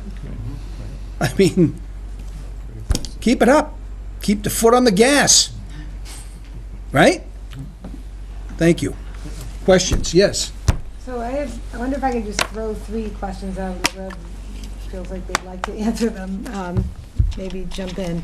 So the first one, for the schools that had root cause analyses done, are there some common themes in that? And I mean, obviously, we're seeing in the stats certain common themes, but I'm just curious what the benefit of the root cause analysis was, because you're supposed to really dig deep to kind of see what's going on. And then when we focus, like when a school focuses on a subgroup, in some of the data, right, you're losing ground on other subgroups. So what is going on there? How do you manage basically a plan for all students, right? So I'm curious about that. And then the third one, are the chronically absent students the ones not meeting expectations on the tests? Like, obviously there would be some of that, right? But is that the whole story about crime? I mean, and so those are questions that I'm curious about. So there are common themes, and they were really addressed tonight, and I think John wrote down those questions. I didn't bring them back. And I think he and I have really dove into those TAP plans and the root cause analysis, but I think what you would see is that ELL and former ELL, students with disabilities, and then a lack of a tiered system of social emotional support are some of the themes that crossed all of the schools. And I can't speak for the other schools, but for students that were chronically absent at Rheingold, they did correlate with the students who were not meeting or only partially meeting expectations. And you can see that in the reports when you see it's really students with disabilities in EL and former ELL that really aren't meeting those expectations. And if you look at the chronic absenteeism, though there was a big increase in all the schools, you would see that the students with disabilities in EL and former EL are typically the highest percentage of students who are chronically absent. So they do correlate. And it makes sense, right? If you're not in school, you're not going to learn. Right. Yeah. Another thing too with those common themes, Gene, one of the things that some of our schools weren't doing was looking at data as a team. They weren't coming together and looking at every individual student one by one and having everyone around the table that works with the student, whether it's the teacher, the guidance counselor, the adjustment counselor, the ELL teacher, the SPED teacher. Those systems were in place at some of our schools, but now our goal this year is to have those systems happening everywhere in Fitchburg. So when you come to the table, everyone that works with that student is at that table and you're talking about that student all together, so you know what everyone else is doing to help that student improve. Yeah, that's a great point. So especially with students, EL and former EL, I think what we found in some of the schools is that there was not an intervention, but a plan for a whole group of kids, right? And they're all different. So some kids were, Rheingold, for instance, when I got there, they were pulling kids out in groups like 18, right? That's a small group. You're a teacher, you know. For kids who really need targeted assistance, that's way too big of a group. So instead of doing that, we started to look at students on an individual level, right? What does this student need? Is this a language issue or is it a reading issue? And then assigning what they need based on that individual need. I know that John did the same thing at South Street. We had done that at Crocker, and Mr. Bolak was continuing that as best he could under the circumstance. So I think that is something that we're going to try to spread to all the buildings, because it's no longer, I mean, they call it a subgroup, right? But there's, in each building, that's, at least 25 students of individuals, and that's how we have to treat them if we want to have that growth. So that would probably take care of the worry about when you focus on a subgroup, then you're taking your eyes off the others. Yep. So Right. if you're really And really- putting it down to these small pockets of, Yeah. Well, that's what we need to do. But if the other funny thing is most of the kids that are in one subgroup, right? They Right. hit them all. Right. So we're talking, when you're talking the lowest 25% of students that count for 50% of our accountability, we're really talking about kids that hit almost every subgroup. Right. So we need to focus on everyone, but in an individual way. Yes. Would you please distinguish for me, educate me as to, and I can't tell you if this was in every presentation, but I did know sometimes there was a category of needs, and then there was another category called disabilities. What's the distinction between the two? Students with disabilities are students that require a special education plan. The high needs group is are students that are in any other subgroup. So that would be students with disabilities, ELL. economically disadvantaged, EL, former EL. What am I missing, guys? There's another one. And they don't require IEPs? Not some of them, but not all of them. No, yeah, some. They kind of all, if they're high, if you're, what is it, one or more? If you fall into one or more, or two or more of those categories. I thought it was one. I think it's one. You fall into that high need. So if you're students with disabilities, if you have an IEP, you fall in underneath that subgroup, but you also fall in underneath the high need subgroup. Oh, they were also Yeah. within that category? Yeah, so you may have a student who's reported for a special ed and ELL and socioeconomic or Hispanic.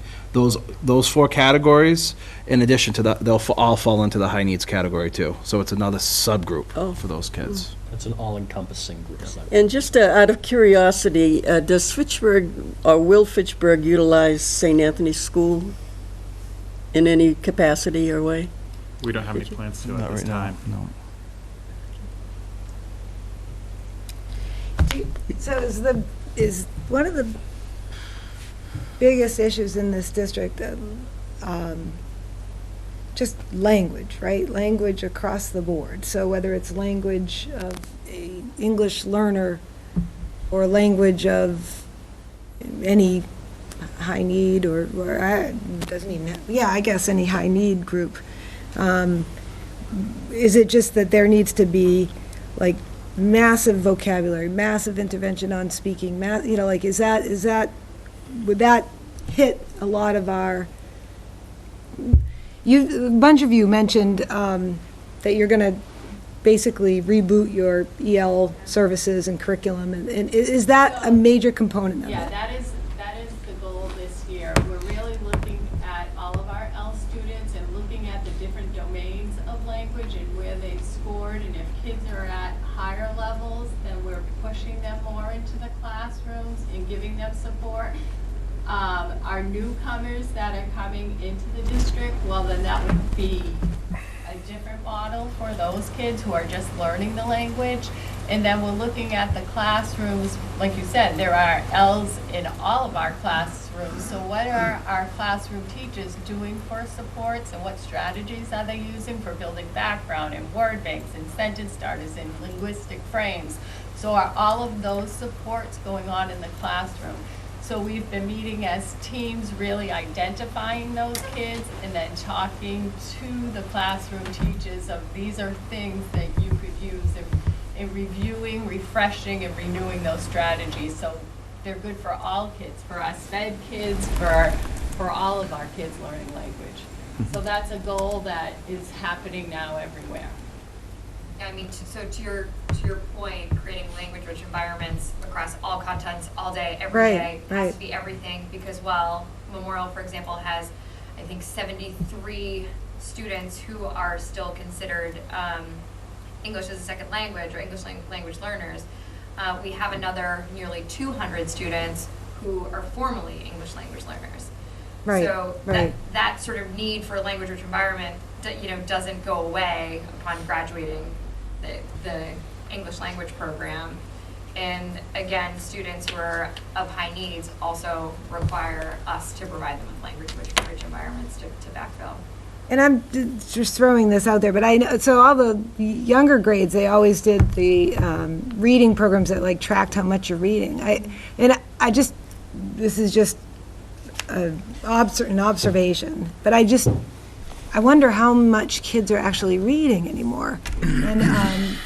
And writing, obviously, formally, probably, I mean, everybody's doing that in class, but I don't know, are you taking stock of how much our kids are reading? Because I think we know that will lead to all sorts of good educational outcomes, right? But there's a difference, though, Jean. You have to be careful, because our students who are ELL, they have no knowledge of the English English language, right? So we can't just read with them, we also have to teach them that language too. Right. So it's that delicate balance of, providing them with the language support they need in order to learn English, but then also teaching them the reading content, the writing content, the math content. So it's that delicate balance where that kid is on that leveling field. Do we pull them out the whole time from class to teach them language? Right. Because then they're going to be missing their reading or writing instruction. So it's really looking at each kid individually and seeing where they are and really what do they need to really decrease that achievement gap for them. We really cracked that code in the elementary schools this year. This is the first time ever, McKay's a K to 8, so just the elementary schools had an average scale score, all of them over 500 for ELA. That's never happened. So we're really starting to understand and make those choices in a very data-driven way to give the right intervention or the right resources to the child at the right time. So John's 100% correct. We don't want to pull out kids who are scoring 3.5 or 4 or 5 in access and have them getting services with the other students who don't know the language. We really have to make that decision based on the individual. Does this kid need language support in ELL, or are they going to grow more by being with peer role models in content reading and writing class? Yeah, and I would not advocate pulling out. I'm just wondering, requiring a certain amount of reading in some way to really kind of ascertain if they're doing that reading or comprehending that reading. And I mean, as much as obviously the ELA scores go up, I just think that helps in all of you have to read well and understand to do math problems too, so. So the accelerated reader program that we do use does help us do that. So students have an expectation that they'll read at Longview, it was 30 minutes a night. They had to finish books at their reading level. They had to take quizzes, which was giving us feedback on their comprehension, and we could track. And they had a quarterly goal set in their English class. That was 25% of their ELA grade, was keeping up with their goals for their reading outside. This was reading outside of school. Outside, yeah. Yep. Yeah, I guess understanding all that is okay. What I want to know, school committee, what can we do to help you? That's where I'm coming from. Do you need more material? Do you need more staff? Different kinds of staff? No, if it's, do we need to set priorities on where we spend, so. So, Bob? this year is the year of implementation, let's call it, right, to use Desi's language. We're fortunate this year, as I mentioned, on a couple levels. Number one, our students performed better, right? There's a lot of hard work by a lot of people, either in this room or throughout the district, that helped us make progress. So that's a good place to start. Two, with the state, the Foundation Budget Review Commission, the funding that we saw this year, if that didn't happen, we would be cutting $2 million. Okay, so that's over $6 million swing from cutting to getting money. And now to be able to invest in our students to make sure that they can, narrow not just the achievement gap as measured by some tests, but the opportunity gap. So over the last month or so, there have been a lot of seminars that we've attended, either individually as groups. A couple of weeks ago, we went to one in Boxborough about creating a tiered system of support. There are 500 attendees at that, from the affluent districts to all districts across the state. So we've started a self-assessment of our tiered system of support. That's ongoing. So I think we're trying to be really thoughtful about what we put in systemically and make sure that the investments that we make are long-lasting. And I think, as was stated, at least by Jeremy and on my early sides, is to really have consistent results. After the funding is announced by the City Council, we'll be coming back next school committee meeting for appropriation. This Friday, we'll all be meeting to talk about, how do we invest this really appropriately, and to look at how it'll move the needle and improve our outcomes. And it's not just about outcomes too, it's about looking at, what programming we have for extracurriculars that maybe we've had to cut back on over the years. We've run things pretty lean for many years. So this is a collective opportunity for the whole school district to hit the reset and look at how we invest, not just for what we're getting, next week, in the next couple of weeks, but potentially what we could be getting for next year. So we'll be coming back, if not at the next meeting, probably in November with at least some level of investments that we'll be making, and also realizing that by the time we come back, half the year's over too. So but we're going to take one bite of the apple at a time here. In some of the schools, your attendance, to me, is actually pretty good. It's your chronic absenteeism, the kids that are out for extended period of time, that brings your overall attendance down. So we need to zero in on that chronic attendance I see as one of the problems. And we all have plans. One of the things that we did at South Street last year was actually come up with that protocol and how we're tracking that chronic absenteeism, and that really helped us. One of the things that we did was meet with parents.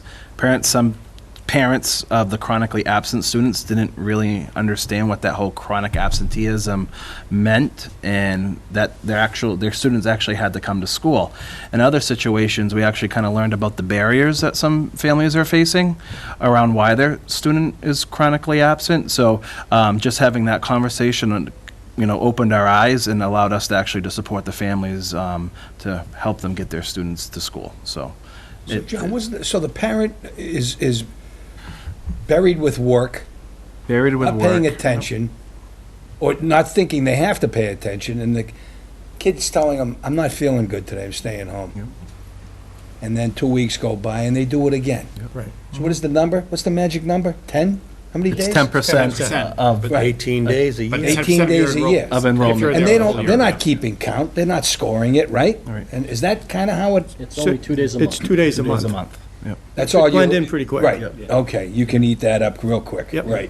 Yep. So the child just says, I'm not feeling good today. And that adds up. Mom or dad goes off to work and And for some of our students, it's their number of days in attendance or number of days enrolled. It's 10% of that number. So if we have a student that comes in for 2 months and then leaves and they miss 10% of just that time that they were there, that's still chronically absent. So they don't have to be with us for an entire year. We could have, families that kind of transition through for 3 weeks. And that's and part then of move on our for MO some as well, life-related right? reason, and that would count against us. And again, our mobility is 25-30%. So Yeah, okay. Yeah. And those early release days had a lot to do with. Yeah. I think it's great news, thanks. I really do. I really do. Thank you so much. Pedal to the metal, guys. Let's go. Right? We're being watched. We're all watching you, too. Because we're excited about it. We want you to do well. We want our kids to do well.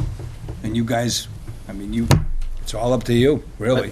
It's up to them, but it's also up for our teachers. That's right. the Our teachers Well, yeah, do a lot of work in this district. Right. They move mountains every day. Absolutely. And if it wasn't for them, we wouldn't see these scores. So big kudos Give to me, I our can't- teachers. My wife was 36 years I know. teaching public schools.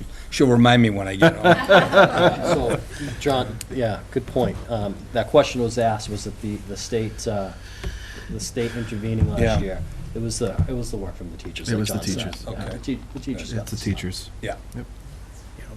Just, Tim, you wanted I'm to- very impressed with the successes. I'm very impressed with all of your honesty, acknowledging where your needs are and focuses have to be in bringing that forward and what your plans are to accomplish those focuses. I think also very impressed with the goals that you set for yourself. You didn't set easy goals, and yet you didn't set outrageous goals. You set goals, though, that was going to require some extra work on the part of everybody, and I think that's what results in success. I've always said that we've had good schools in Fitchburg. I hope people are watching tonight. I think it shows progress. I think the fact that it also came across tonight that you may be the principal at one school, but you're sharing information with principals at all the other schools to see what works, what have you done that I can adopt? And I had two questions. One was for Principal Roach, in terms of how they determine a graduation rate. Is it people who started at Fitchburg as first year and they aren't there in fourth year? Or is there some, because you can have people who come and go but go to other schools. How do they determine that percentage of people who graduate? Yes, so the answer to the question would be yes and no. It does start with, they're on the clock the minute they begin freshman year, and they're tied to the year of graduation. We have quite a bit of moving in and out, so if a student transfers to another school, they now belong to that particular school system for graduation rate until the time at which they may transfer to another school or drop out or graduate. So for us, we track enrollment daily, and we track a withdrawal and registration daily, because we often have that happening daily. Because we have to really stay focused on making sure that if a student is leaving us, that they're leaving for transfer to another school, or transfer out of state, or transfer out of country. So when they calculate 4-year graduation rate, 4-year adjusted graduation rate, 5-year graduation rate, and 5-year adjusted, there's 4 different graduation rates that get calculated. One is tied to accountability, and it's the one that happens essentially in June. Though they do expand that out to before October 1, because we often have kids that don't graduate at the graduation ceremony because their attendance was poor and they didn't earn credit, or they might have been short a credit or 2 in classes, and that'll happen over the summer, and then they get their diploma in July or August. So it's based on all that calculation together, and then how many graduated by how many should have graduated, divide that. The other thing to keep in mind is any of the students in separate programs do count against the graduation rate, because they don't get a diploma. They get a certificate of completion. And that also happens to some ESL students and some others that just can't pass all 3 MCAS. So they got enough credits. They got 24 credits, and they got them in a variety of subjects, but they couldn't pass one of the 3 MCAS tests, so they actually don't graduate. They get a certificate of attainment, and that counts against the grad rate too. Typically that's like maybe 3%, when we add up sort of the students who moved to the Falcon program at Fitchburg State, and maybe a few that didn't, couldn't pass one of the 3 MCAS, but they might at the 5-year adjusted. And I've often said too, I've often thought that, when you have a 17-year-old ESL 1 student, to expect them to graduate, to pass all 3 MCAS tests in 1 year is really difficult. But to hope that they do it in a couple of years, and that gets caught up. And we had our highest ever 4-year adjusted grad rate at 91.1% last year, which was great, and to me, but you don't get any points for that. It might take an extra 6 months or 9 months for a student, and they get calculated at the next SIMS update. But it's complicated, and though, again, as we look at it this year, we had 258 graduates for the class of 2019. It's really tough to determine exactly what the division is going to be, like what number they're going to divide, because it goes back 4 years, like you said. But I feel pretty confident that it's going to be higher than 86.23 for sure, but close to that 90%. I'm really, optimistic. And I hope that answers the question. It's obviously it's not as simple, very complicated in terms of. There's a lot of factors. And my second question, I'm not sure if it's just Principal Pierce, but where McKay is through 8th grade, so it's elementary and middle school, the results that you showed us were based on the entire school. Do we ever break out McKay's numbers by the elementary portion and the middle school portion to compare to the other middle schools and the other elementary schools? Yes. You do? Okay. And does that change at all your success? We're pretty consistent. Okay. We have some improvement we have to do. So Okay. if you compare elementary to, Brockers and South Streets and Rhinegold's, we're behind them, and we need to, again, whereas, Croc has kind of set the bar. If you look at the DART tool, they're right at the top of the dart tool. So they're the one that everybody's chasing, and not just in Fitchburg, but I think in the state. So, you know, that bar, they have their third and fourth grade, 51% of their kids are meeting or exceeding, you know, expectations. You know, we're around in the mid-20s. So we know we have work to do. And the same thing with the middle schools. We're probably closer to the middle schools. Okay. But again, we know that's what we have to get to. That 500 is the bar. Thank you. I wanted to ask one question. Alexa, I wanted to ask you one question. You mentioned something about kids, were they with you and went someplace else to take So MCAS? a student would, Adam probably is going to have to help me here, but I'm going to try. So sometimes a student will be at Leominster High, let's say, and then they took the MCAS there and they did not pass it. But then they went to Lunenburg High and they took it there and they did pass it. Now they come to us, we don't give them the test because they're not listed as needing it. We can look up and see they Right. passed. But sometimes it hasn't caught up yet because they didn't pass at their school, so they're still looking for us to test them, even though they don't need to be tested anymore because they've already passed. Want to do a better job than that? That's okay? Yeah, you got it. So a kid might show up on the roster and take the test. It's already passed the test. It would come up as non-participation. We would file a discrepancy report with the state. They would correct that data. Okay, I understood the discrepancy, but wasn't sure how Yeah, that. you have to correct it, and we had, just in our numbers, they said we had 5 kids missing the test, so this time, we had 2 in the last test. It was 3 that had already taken it. So it's a lot of kids that are in and out of a lot of places, just requires a little tracking and discrepancy reporting. Okay. So Yes. I think I just, a word that you used, Jim, to describe some of the conversation is honest. And we actually had a guest visitor today talk about, just district leadership and just leadership in education. That was one of the terms he used.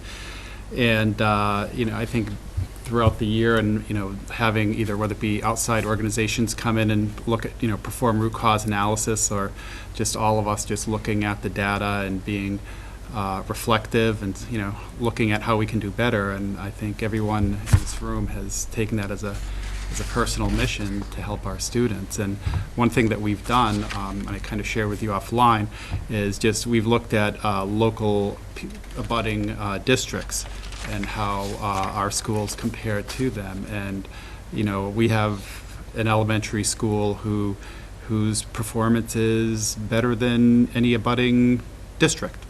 And in some cases we have still work to do at the upper grade levels, but in some cases our high school, we compared it to another large urban district, and we do better than they do in math and science, at least last year. So, just trying to get consistent results, and we can always learn from others, and we're always looking to learn from others to do better. Thank you. Yes. Is the help that we're receiving from the state, is that like a 5-year plan, or is it a target plan? Like once you hit the target, they're saying they'll peel off, or do they want to see that consistently over 2 or 3 years? So Rheingold, which based on 2018's results, was in the 4th percentile. And given the results of Rheingold students last year, where now the school is ranked in the 26th percentile, they're out of the bottom 10%, and they no longer require a statewide system. Mm-hmm. Yep, they're out of the doghouse, if I could put it that way, right? So, yeah, the goal. If it was a 5-year plan, some year plan, or just simply meet the target and then we go away, yeah. Yeah, meeting the target. Or did they say you have to meet it 2 or 3 years consistently for us to stop watching? Well, the weighting, and John mentioned it, or one of the principals mentioned, the weighting of a school's performance, it still has 60% of the current year or the most recent year and 40% of the prior year. So a lot of the school's rating is still tied on 2018 results. All set? Thank you. Nicely done. Thank you.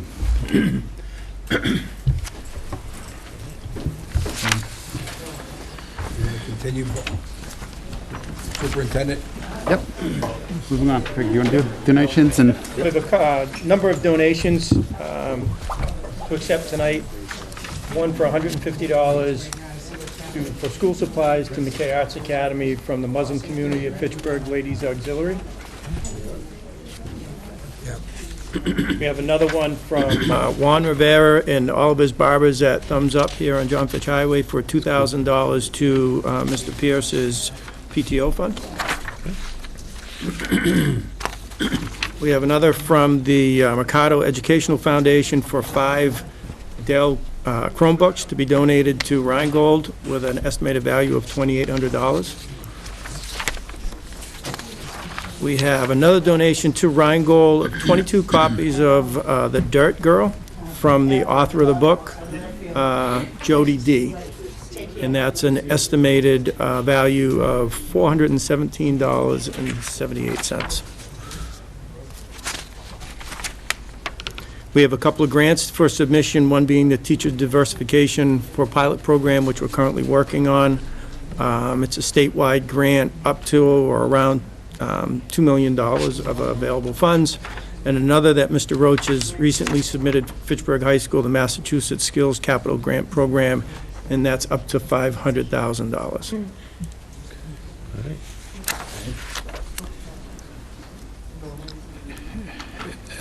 And then, well, I guess just moving on the net school spending, the city-related charges, we were notified after the last resource subcommittee meeting that the 19 agreement was not finalized. So included in your package tonight is the agreement for that between the city and the school department, and then also for FY20, there's an agreement for this year's agreement between the city-related charges. We've met net school spending.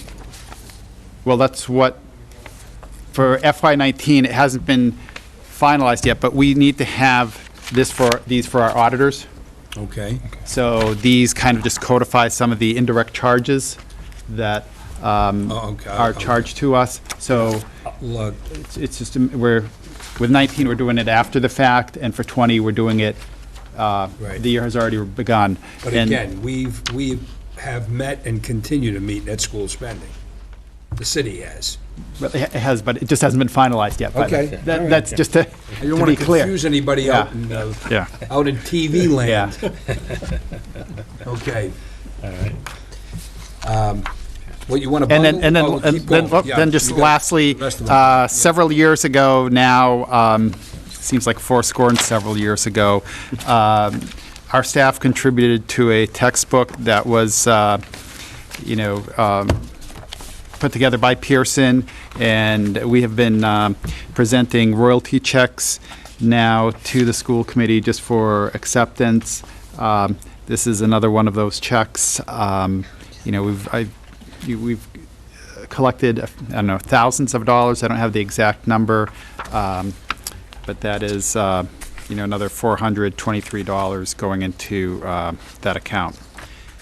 And then lastly, tonight is the second reading of the collection of pupil information policy. And then the warrant? And the warrant, which is live, which Mr. Shalafo is guarding ferociously here. Okay. You want to bundle them? We've already approved The first three we've already voted on. I'll make a motion that, to approve numbers 19-1224 to number -19-1233. Up to and Second. including. Yes. Motion made and seconded to approve 19-1225 up through and including, 24, and up to and including 19-1233. All in favor? Aye. All Motion for opposed? adjournment. Motion to adjourn. Second. Motion made and seconded. All in favor? Aye. All opposed? We are adjourned. Good meeting, Mr. Mayor. Good Thank meeting. you. Good meeting.